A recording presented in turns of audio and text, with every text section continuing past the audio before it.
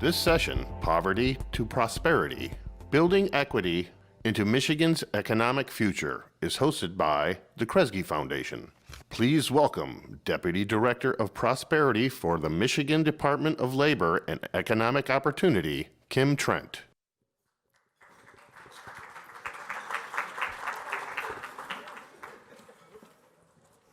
Good morning.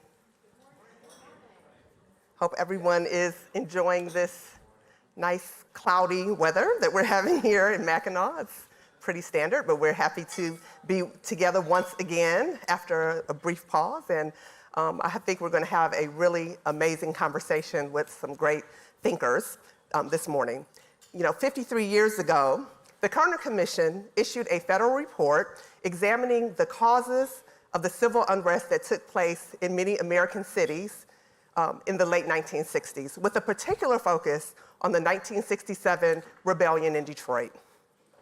This report should have been a launching pad for a new era in American race relations. Sadly, it wasn't. I thought I would start this conversation with a poignantly accurate quote from that report. "What white Americans have never fully understood, but what the Negro can never forget, is that white society is deeply implicated in the ghetto. White institutions created it, white institutions maintain it, and white society condones it." I think it's important that we define what constitutes white institutions. When the Kerner Commission indicted white institutions, they weren't talking about country clubs and NASCAR. The white institutions that created and maintain the racial wealth gap are federal, state, and local government, the banking industry, and educational institutions, to name but a few. The racial wealth gap is a byproduct of racism, systemic, structural racism. Racism that has been animated by policies and laws and maintained by institutions. Government's culpability in creating and sustaining the racial wealth gap is undeniable.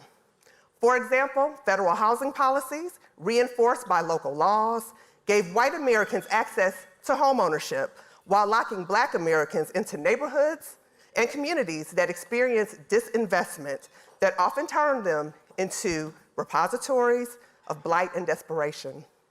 Local zoning laws have prevented economic diversity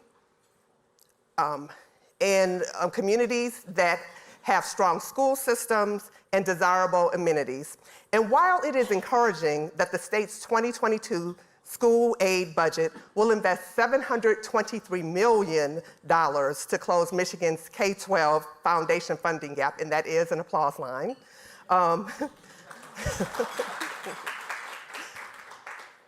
Some lawmakers have been slow to adopt structural changes that would address the funding disparities that hinder student success in many communities of color at a time when education is increasingly linked to economic mobility. As you can imagine, the Kerner Commission's findings were controversial in 1968. Even today, many Americans summarily reject the essential truth of them. However, the COVID-19 crisis has laid bare the racial wealth and employment disparities, forcing long overdue conversations about the need for governmental intervention to address them. In this session, we will talk about how race and poverty intersect, how the racial wealth gap manifests, and most importantly, reparative strategies to close it. I serve as the key staffer to the Michigan Poverty Task Force, which was convened in 2019 to make recommendations to the governor to coordinate and activate efforts within state government to lift Michigan families out of poverty and help them to find a path to opportunity. The task force is made up of 14 State Department directors who are charged with working with key stakeholders in government, education, the nonprofit sector, philanthropy, and Michiganders who are experiencing economic instability to help develop strategies to help struggling Michiganders overcome barriers to upward mobility. The Poverty Task Force has been intentional about ensuring that the state's anti-poverty strategies center racial equity as a policy goal. In this way, the task force is aligned with meaningful action that Governor Whitmer has taken to elevate equity as a core principle of the work of state government. From mandating implicit bias training for every state employee and every state contractor, to compelling every state department to appoint an equity and inclusion officer, to requiring implicit bias training for Michigan's licensed healthcare professionals, Governor Whitmer has demonstrated a willingness to push state government to grapple with uncomfortable truths about the importance of policy solutions to address racial inequities. I also serve as LEO's Equity and Inclusion Officer, and in that role, I have worked to help our employees understand that we cannot divorce historical context from the work that we do every day. Context matters. All three of our panelists today have written about the critical role that the legacy of racist housing policy has played in the persistence of the racial wealth gap. As the Michigan State Housing Development Authority develops its first statewide housing plan, MSHDA, and I see Gary is in the house, MSHDA has embedded into its work the goal of equitable housing policy that acknowledges how the history that we are talking about today has contributed to modern housing challenges for people of color. It is not enough for institutions that help to create the racial wealth gap to acknowledge that the gap exists. We must create bold, reparative strategies to address the problem.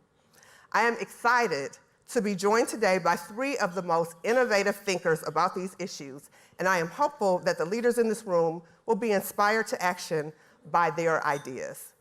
And I would like for you to help me welcome to the stage our panelists. Joining Kim Trent on stage, please welcome Chief Executive Officer of Detroit Future City, Anika Goss. Henry Cohen Professor of Economics and Urban Policy and Founding Director of Institute on Race and Political Economy for the New School Milano, Darrick Hamilton. Senior Fellow for the Brookings Metropolitan Policy Program, Andre Perry.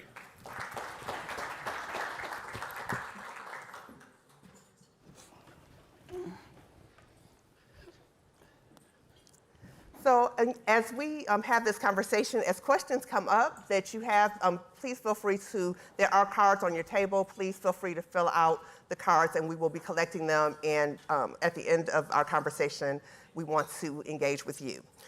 So I want to just start by asking all our panelists, what do you think moving from poverty to prosperity looks like in the work that you do every day? And I think I'm going to start with Anika. Thanks, Kim. You know, when I think about moving from poverty to prosperity, one of the things that comes to mind immediately is that the idea that 54% of middle-class African Americans live outside of Detroit means that right now, Detroit is not a place that's cultivating prosperity.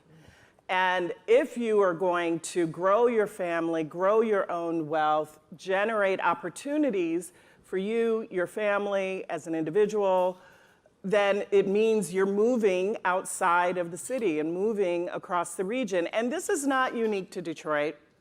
We're seeing middle-class African Americans move outside of urban centers across the country. I think what's problematic is that Detroit is still 78% African American. And so then what ends up happening is that we end up concentrating areas in Detroit of such deep poverty that you can't move from poverty to prosperity. So that the only jobs that are growing in Detroit become low-wage jobs for Detroiters.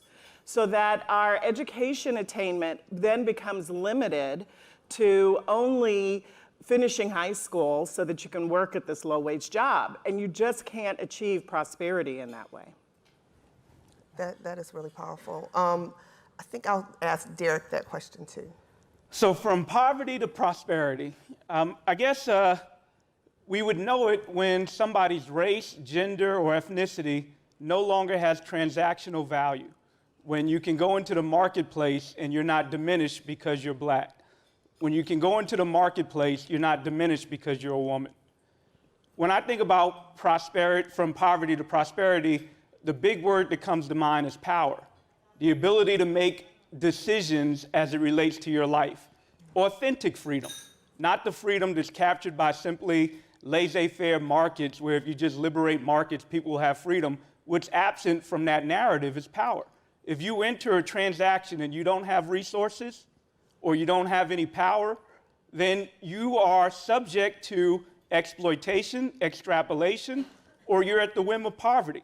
So whether you're a socialist, capitalist, those are largely textbook concepts, but in practice, people need to enter transactions with power.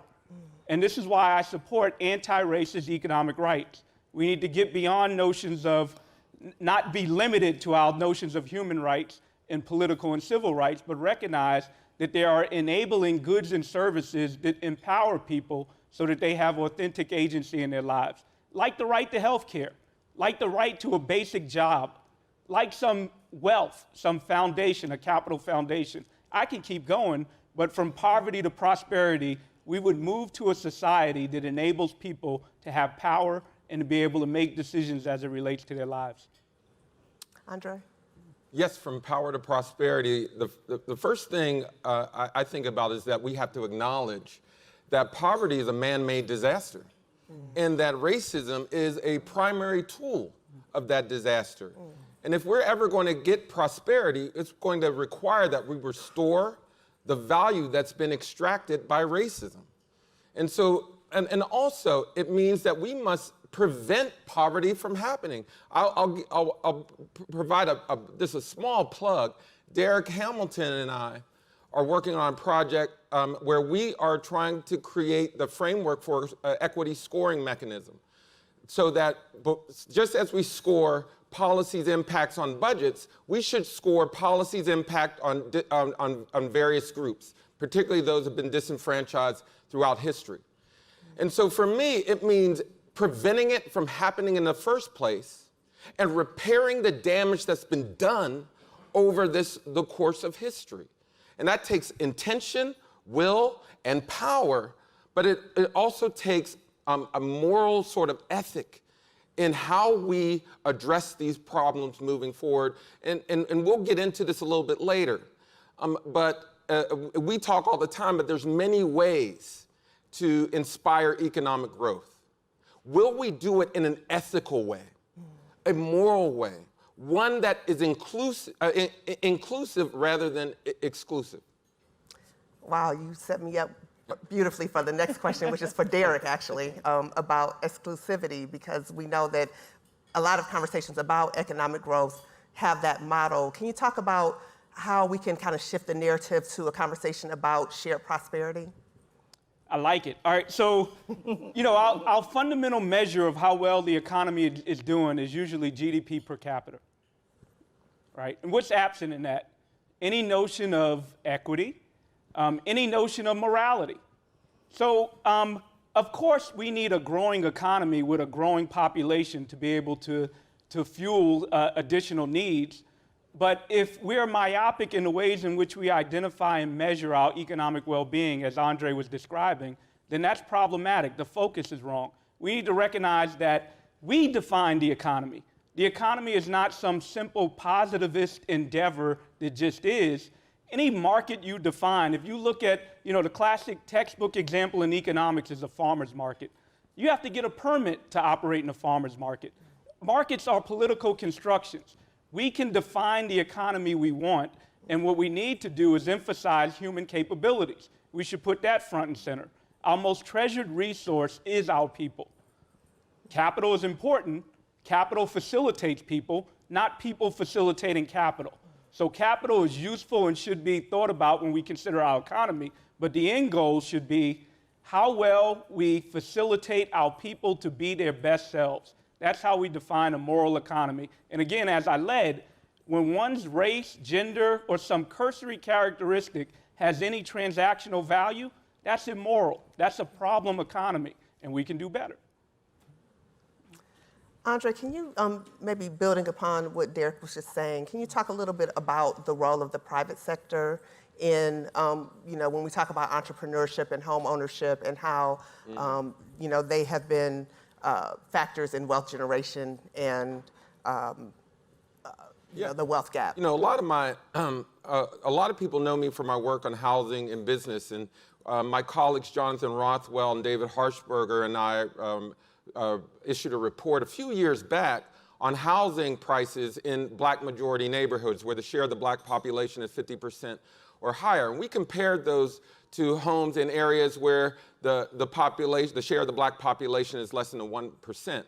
And what we found may not surprise people that homes in black neighborhoods are priced lower, but a lot of people will say that's because of education, that's because of crime. But those are things you can control for in a study, and that's what we did. And so when we control for education, crime, walkability, all those fancy Zillow metrics, what we found is that homes in black neighborhoods are underpriced by 23%, about $48,000 per home. Cumulatively, that's about $156 billion in lost equity. Put that in perspective, $156 billion would have financed more than 4.4 million black-owned businesses based upon the average amount black people use to start their firms. Would have paid for more than 8 million four-year degrees based upon the average amount of a four-year public education. Replaced the pipes in Flint, Michigan 3,000 times over, covered nearly all of Hurricane Katrina damages, doubled the annual economic burden of the opioid crisis. When things go wrong in black communities, we blame black people. That's why I always say there's nothing wrong with black people that ending racism can't solve. Because when we have got to address policy and stop blaming people. Another study, and by the way, I just want to, in Detroit, that housing devaluation is about 37%, about 28,000.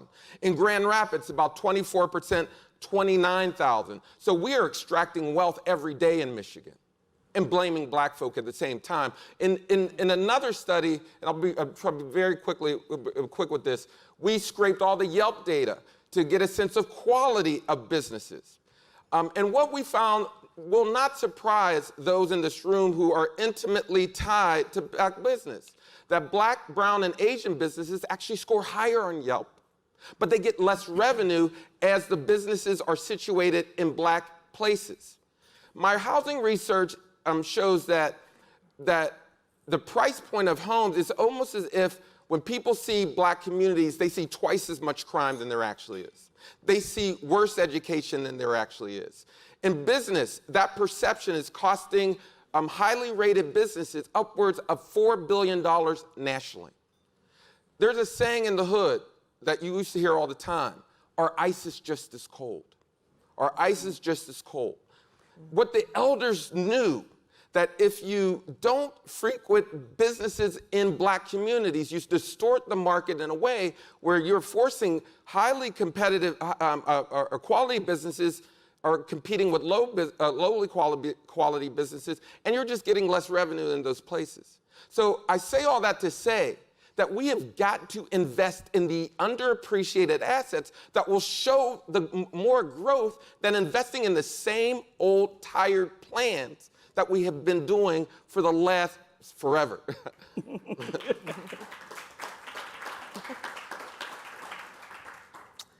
Anika, just building on that, because it's true that our ice is just as cold in Detroit, but as you said in the beginning, 54% of our black middle class lives outside of the city. And your State of Economic Equity report brilliantly laid out, what that really means in practical terms. Can you just talk a little bit about, what that means in the Detroit context, protecting those middle class communities? We at Detroit Future City, we made a deliberate decision to not focus on poverty. And that's tough, right? I'm a social worker by training. I've only focused on poverty. And I'm a third-generation social worker. So, but what became really evident is if we only focus on poverty and not what happens when people get that job, right? When they get that one job, and how they are able to sustain their family, if they're not secure about where they're going to live, where they're going to send their children to school, if there are no opportunities beyond that, then focusing on poverty will just keep them in just less poverty.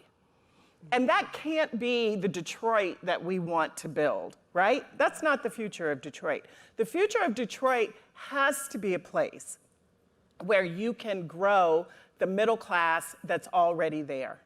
And one of the things that I find many things disturbing, but one of the most important things I think that's disturbing about that is from an urban planning perspective, we're beginning to see these trends year over year. So we're beginning to see the areas that we've made targeted investments in, and not just recently, but we're seeing it recently, where we've made targeted investments downtown, midtown, Indian Village neighborhood. These are the only neighborhoods, it's only about 11 neighborhoods that are considered middle class in Detroit. And of those 11, only about 6 of them grew in the last census. And those 6 only grew because there were upper income white households that moved into those neighborhoods. Now, we're not talking about a lot of people. The white people are not coming, right? We try to explain that. There are no buses, no one is coming in like that. However, the trend is what's so disturbing, because these are also the areas of the city that are the most stable. And what we have to really think about is that the rest of the 139 square mile or 136 square miles of the city has to be places where we identify places of opportunity for middle class families, places where we can stabilize housing, places where small businesses in the commercial corridors can grow without having to be white-owned businesses, without having to have that gentrifying factor. And I think that in and of itself has to be the new way of thinking about what middle class can mean for Detroit. To me, this is as urgent as poverty. We can't lose Detroit to become a place that's so isolated that you can only be in 3 or 4 neighborhoods and feel like you're getting your value. Wow, that's really powerful. And I just want to also point out that your report is available at everyone has a copy of the report at the seat and at your seats. And I think one of the really powerful ways that you really illustrate what the future should look like is these 3 lenses that you introduced in the report. A just lens that you talk about how everyone does better and gaps are closing, an equitable lens where everyone does better but gaps still remain. And then, I think what we're hoping for is a reparative lens, right. Where everyone is improving, but we are addressing and accounting for those historical disparities. I just want to ask everyone on the panel, how do we get there? How do we get to that place where we're feeling like we're doing that reparative work, where people are invested in that kind of work? And I think I'll start with Andre. Well, there's 3 general ways. You invest in people, because if you invest in place over people, you essentially will raise values and folks will be pushed out. But so you have to provide direct capital to people, particularly those who who understand the nexus between economic and community development. I'm looking at people like Chase Cantrell, who's sitting in the middle. Raise your hand, Chase, because he's doing incredible work. Yeah, you can give that man a hand. And Orlando Bailey and Orlando, give that man a hand too. So you have to provide direct capital to people in communities. I've been a part of several regional economic development conversations, and what that means is move the money away from black folk. Mm-hmm. And when white folk move to the downtown areas, then it becomes, let's start talking about building up the inner city core. We have got to find ways to provide direct capital to the builders in community, and so invest in people, but you do need to invest in place. Because of devaluation, you have just not a lot of resources in the community. So you do need to invest in place to beautify, to animate the assets that are there. And finally, in general, we must divest in racism. There are many different practices on the daily that prevent growth from happening. I mean, and nothing grows without investment. One of my favorite quotes from Vietnamese philosopher Thich Nhat Hanh, who said, if you see a head of lettuce and it's not growing, you don't blame the lettuce. You look to see if the soil's rich, if it's getting sunlight, if it's getting rain. You never blame the lettuce. But when we're talking about economic development, when we're talking about education, we are constantly blaming the lettuce. Fix the teachers, have the kids get some training program, and we never look at the underlying policy conditions that prohibit growth.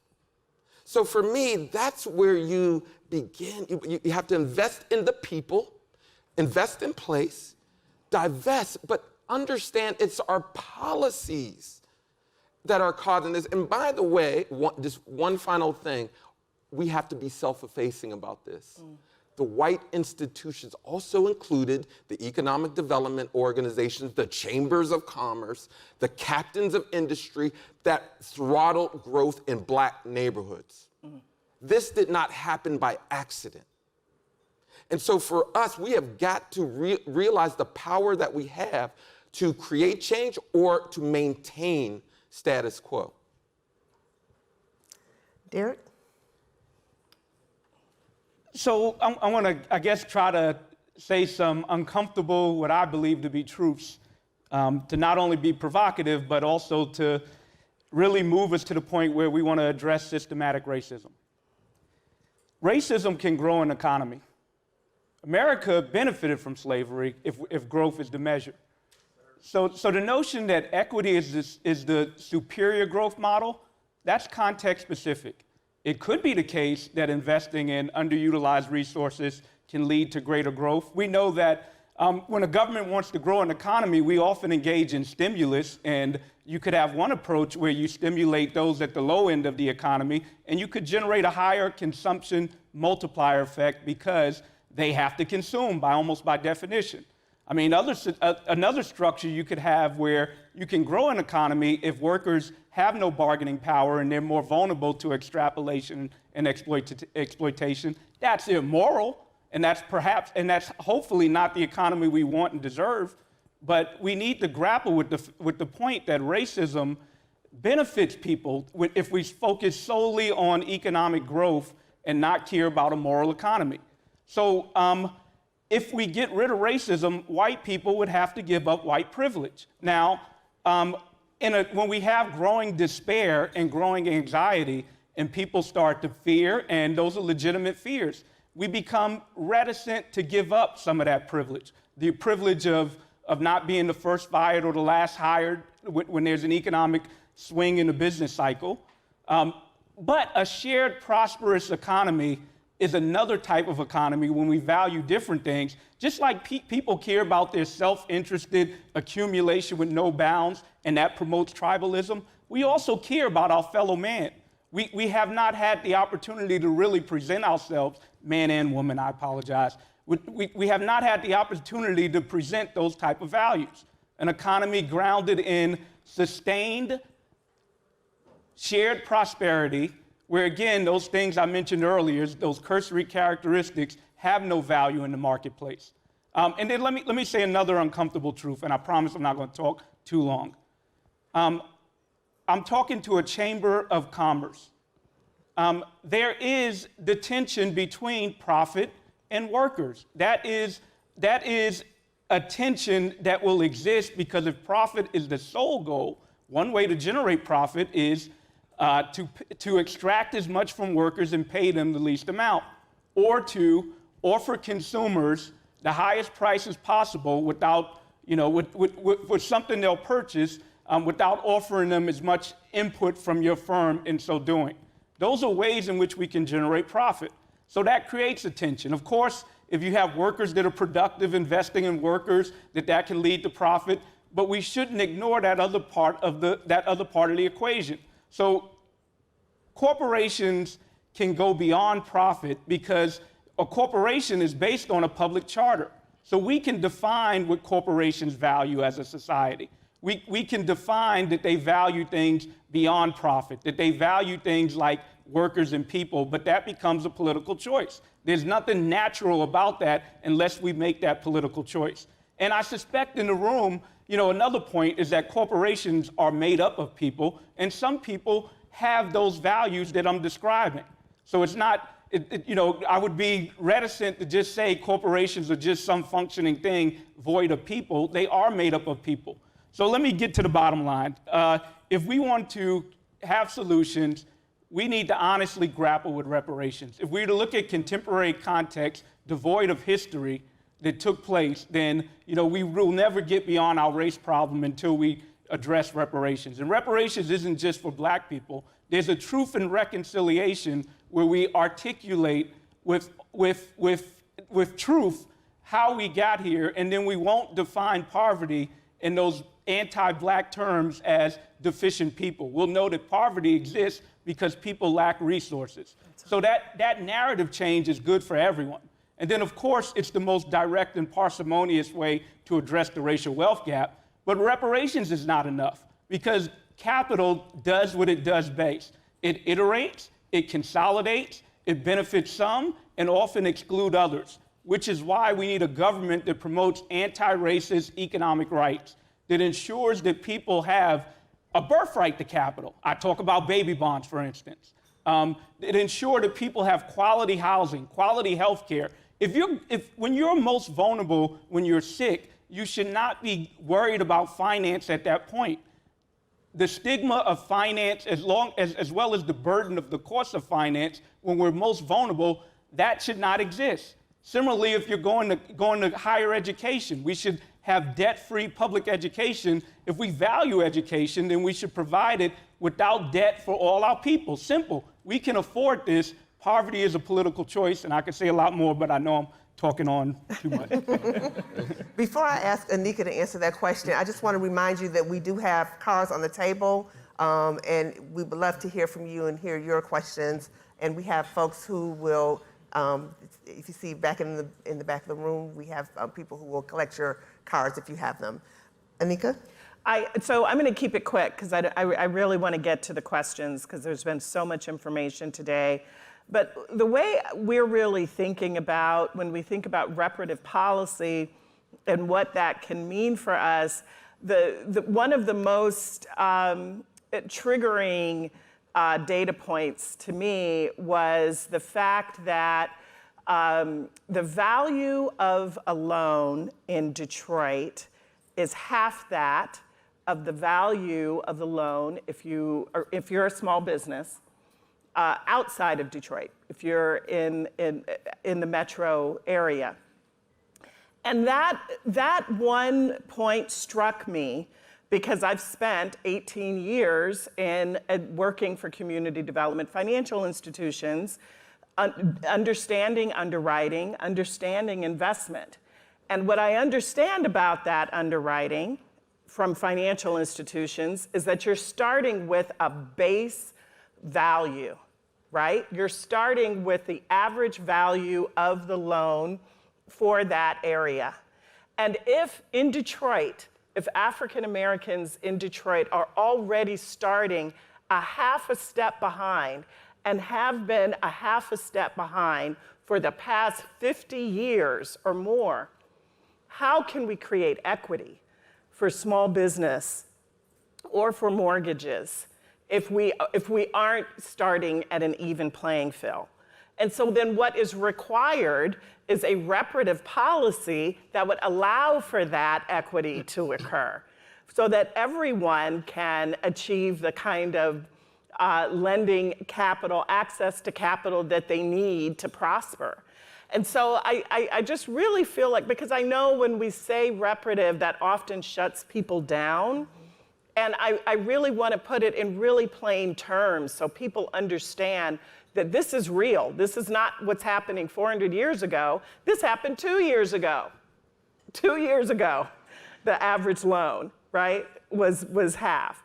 So I think this is really important for us to consider. But I know we only have a few more minutes. You know, what's okay, funny is, white people actually believe in reparations.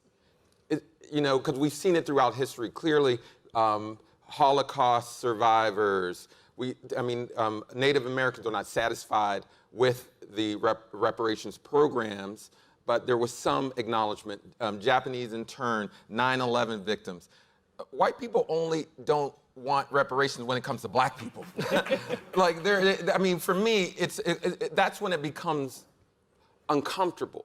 And so, call it what you want. Call it stimulus, call it, I don't, but understand there was an injury, there are claims, and there's an unpaid invoice since 1865. Mm-hmm. That's been on the table. And so for me, this is not something that is radical.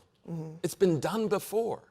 It's just not done for us. Well, it was interesting. We had a gubernatorial candidate in California who got a lot of attention for saying, well, maybe the slaveholders should have gotten reparations instead of slaves because they lost their property.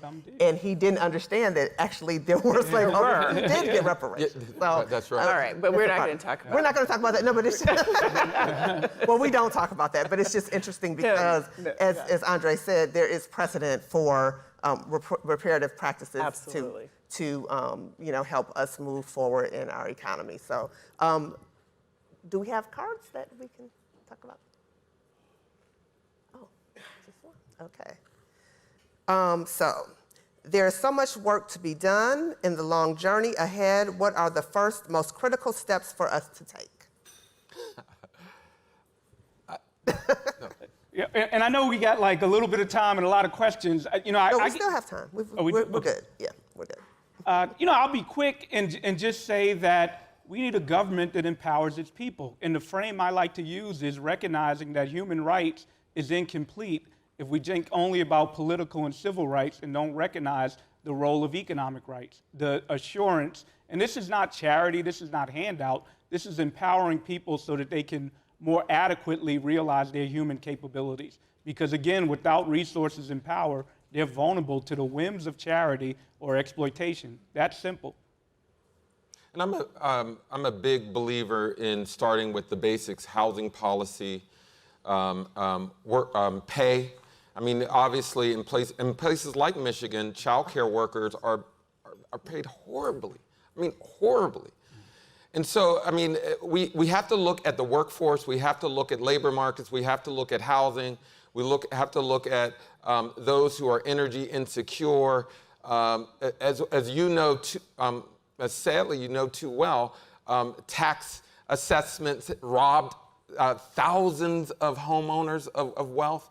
So there's some things that we can do on the housing front and in terms of pay that can restore value quickly. Okay. We have a question about disabilities. As we talk about race, gender, et cetera, included in all people, children and adults with disabilities. Dismissed and devalued is their middle name. And the ecosystem around them is also devalued. Where do you see people with disabilities in the entire equity conversation? Yeah, so we have a report coming out that's going to be focused just on people with disabilities in Detroit and the limitations that are existing there. And we've been working really closely with the City of Detroit Accessibility Division. And what was really disturbing for us is when we were looking at this issue in particular is it's access, right? It's whether it's access to jobs, your access to be mobile around the city, and your access to get to a job, and your access to quality, affordable, sustainable home ownership, or even rental housing that's accessible. And the lack of that actually is a part of that equity conversation. And so even though broadly, so we are completely including that as well. We're actually tracking some data on that and actually incorporating that data into our data platform. So you'll begin to be able to see that in the next few weeks. Okay. Yeah. That's great. This is an interesting question. I'm sorry, go ahead. And I'll try to be quick. You know, we said things about a moral economy, but I think we also related to the question with regards to disability is we need a care economy. Right now, well, in general, one thing that unifies us as human beings is that we're all going to need care at some point in our life. So we need an economy that invests in that care from cradle to grave, that ensures that we all have quality care and access to care. You know, we undervalue the workers that provide that care. We genderize it. We genderize it in a way that limits the choice set of women to do things beyond care, but also when they engage in care, we undervalue them. What else? The people who receive that care, they don't receive often the most quality care, in part because we undervalue it in the way we pay for it. So again, in this concept of investing in our greatest resource, our people, we need a care economy. What's more is that we have a public sector that can not only directly hire people regardless of disability status, regardless of race, gender, and put people to work in functioning roles that contribute to our economy, but that work can also facilitate better engagement of people regardless of, again, their race, gender, or disability status.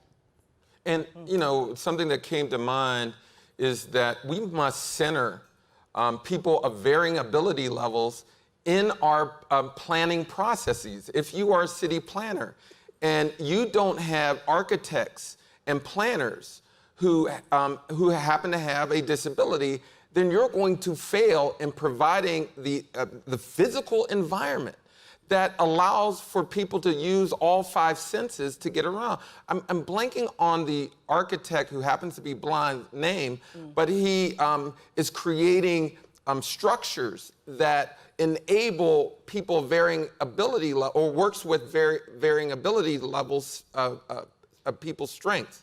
And so we need in our planning processes to center people of varying abilities across the board.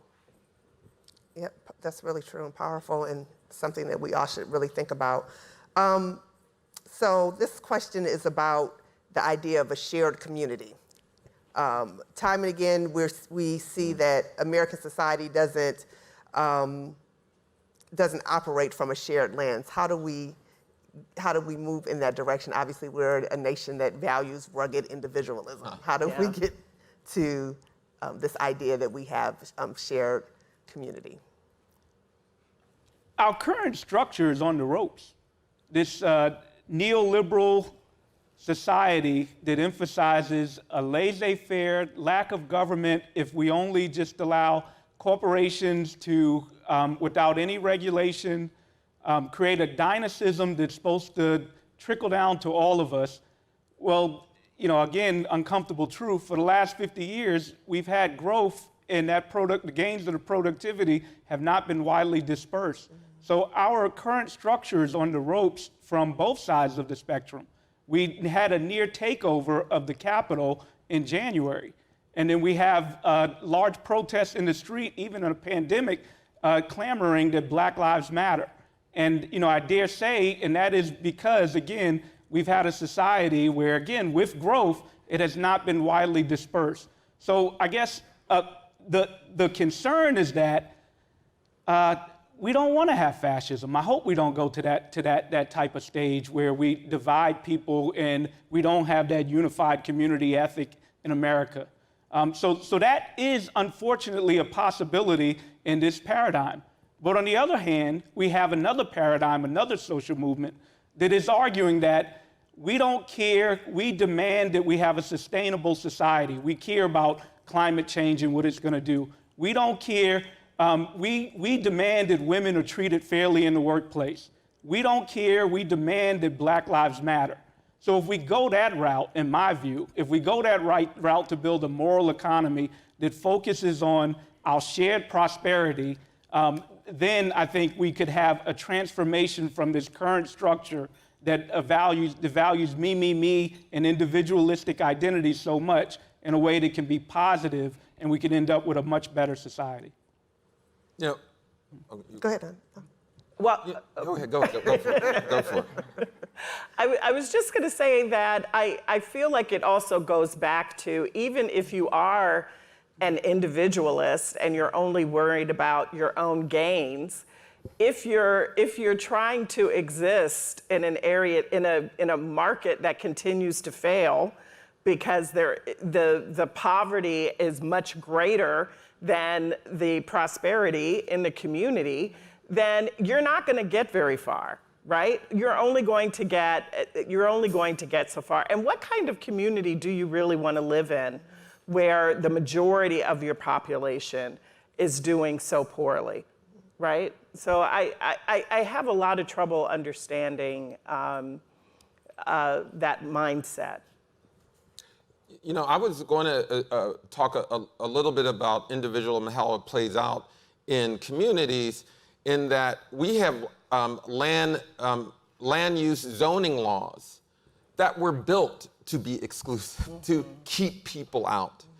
And, you know, and one of the things we have to change all across the country are these single-family zoning ordinances that were designed to keep Black people out.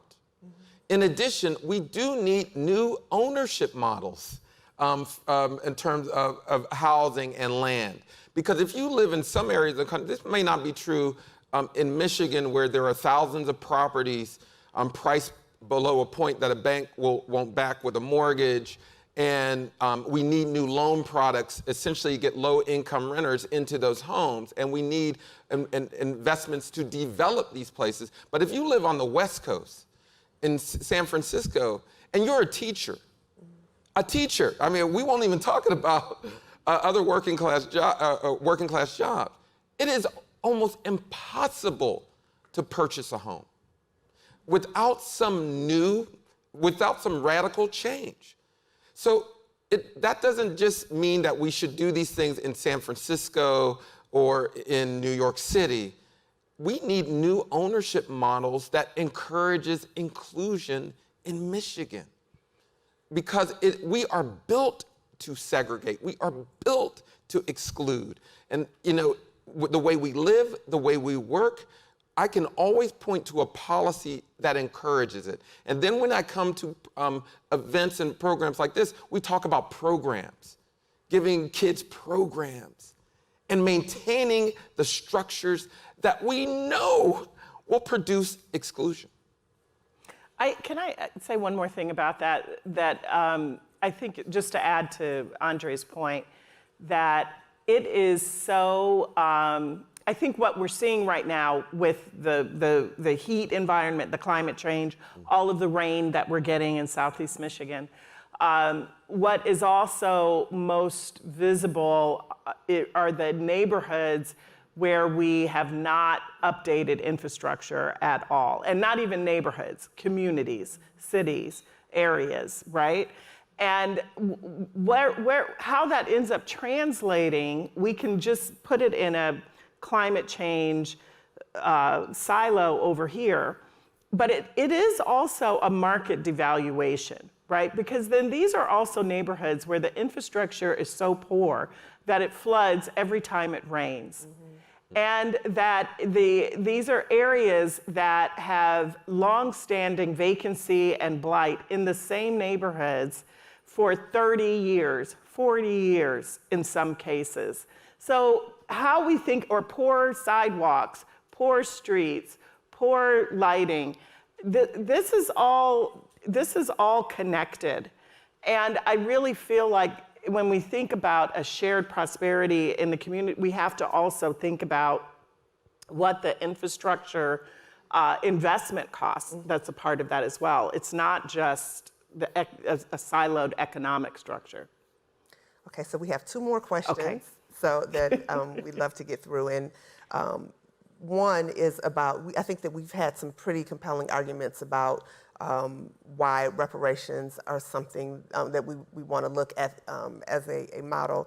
And one of the questions, actually both of these questions kind of revolve around what kind of research exists that really explains what is the best way to implement. So, you know, some of the ideas that were mentioned today were baby bonds, you know, investing in Black entrepreneurship.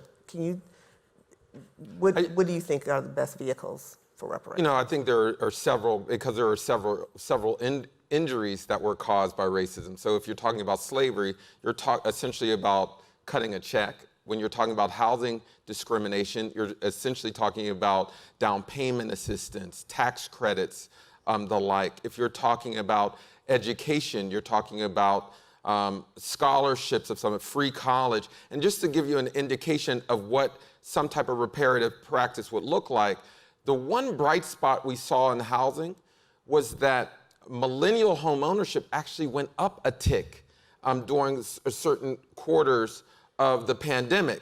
Why, do you ask? Certainly the lack of spending, the ability to spend in certain areas enabled people to save money, and they could use that discretionary income to purchase home.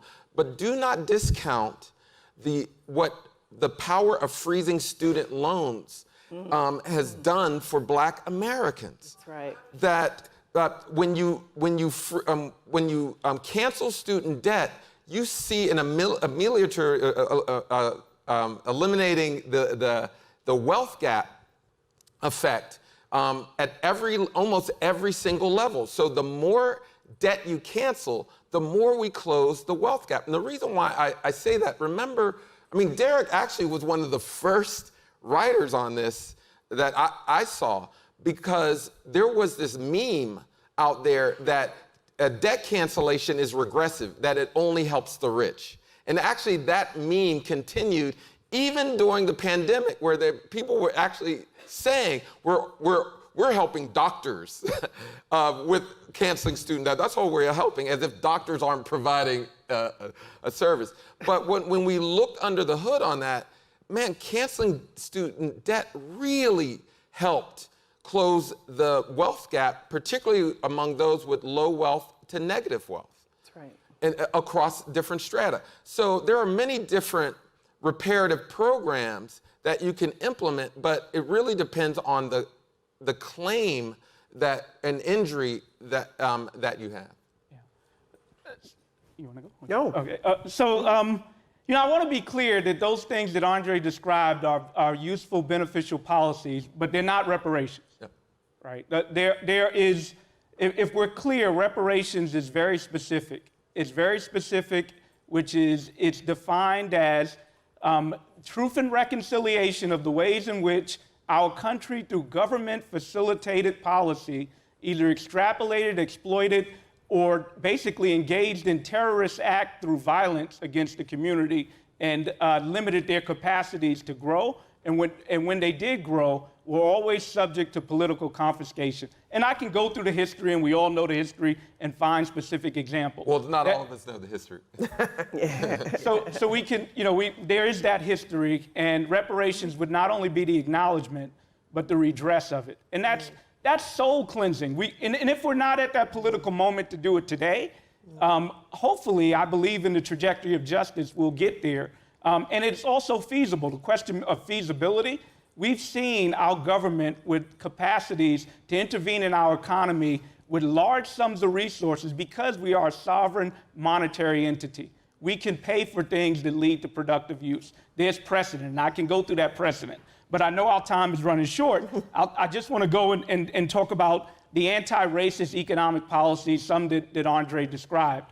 Again, we need a government to ensure that everybody has access to inalienable goods and services so that they can be productive, like capital. That's the number one. And why do I say anti-racist? Because our past has shown us that even when we provided economic rights to our people, we did it in a way that was by design intentionally exclusive, that by design and implementation, we excluded some people. And I can give you the history, but I'm worried about time.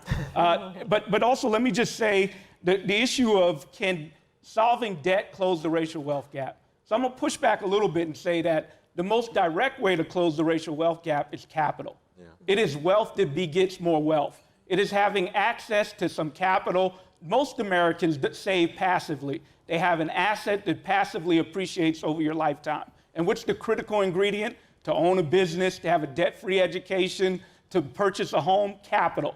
So capital is the most direct way to address the racial wealth gap. But debt is important.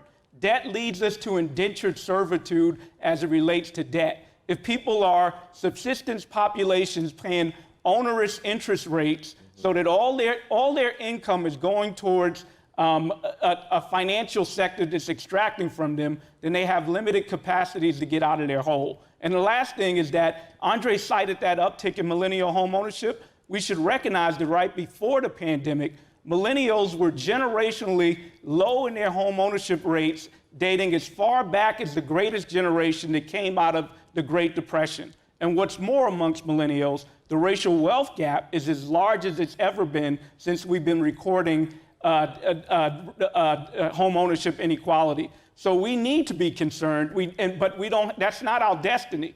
Government can act in ways to change that destiny. So, last question, and we do just have 5 minutes, so let's try to Discipline ourselves. I know this is, we could all talk all day about all of these things, but I wanted to ask about the business case for the kind of justice that we're seeking, the kind of reparative policy that we're looking at. So how do you make that business case for people who believe the status quo is in their best interest? And then as a related question, how do you drive investors in public corporations to understand that in order to address the racial disparities, that there would have to be kind of a shift to lessen the priority of ROI? Oh, I knew that question was coming somehow, so I did take down some notes on that. Nationally, Black people represent about 14% of the population, but only 2.2% of the of employer firms in the country. If the percentage of employer firms match the Black population, we would add 800,000 more businesses to the economy. Now I'm going to talk about Detroit, the Detroit Metro, not Detroit proper, but the Detroit Metro. Black businesses bring in, on average, about 1.7 million compared to 8.3 for non-Black businesses. If the Black revenue equal non-Black businesses, we would bring in an additional $13 billion.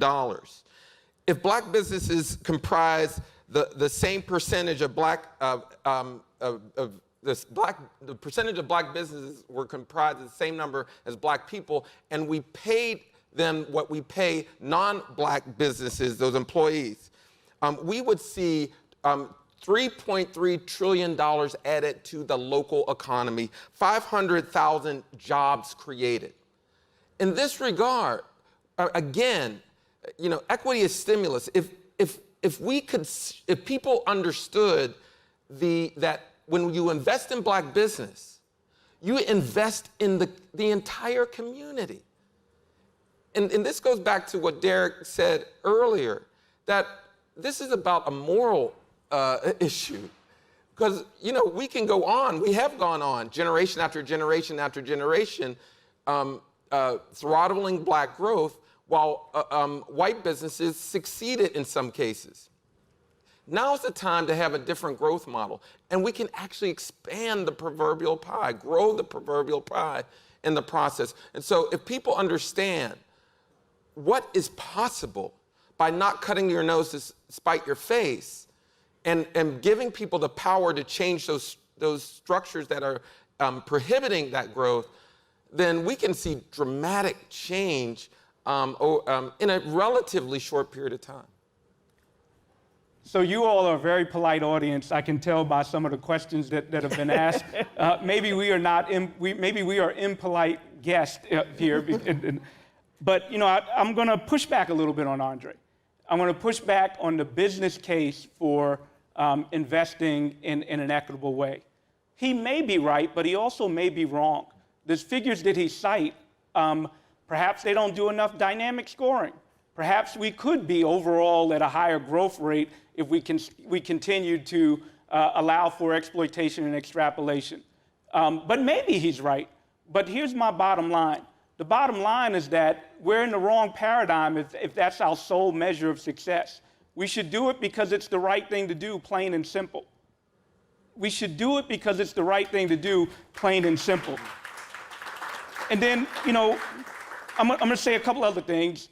Milton Friedman, the one thing I agree with him about the most one thing I agree with him about is that the business of business is often business. Yeah. So the reality is that the solution isn't going to come from the business community. You all can do your part. You all are, again, people with values and can do your part and make sure that our society's achieving the right values. Do demonstrations. So demonstrate what can happen when you simply give people resources. Demonstrate with the purpose of promoting a movement so the government can implement it and scale it up, because that's where the solution is going to come from.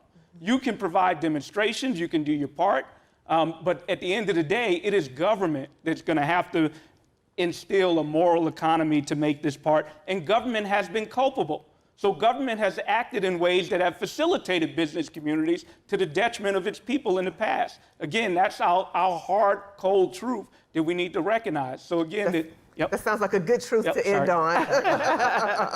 Thank you. I want to thank everyone so much for joining us for this really provocative conversation. Please help me to usher out our guests, Andre Perry, Anika Goss, Darrick Hamilton.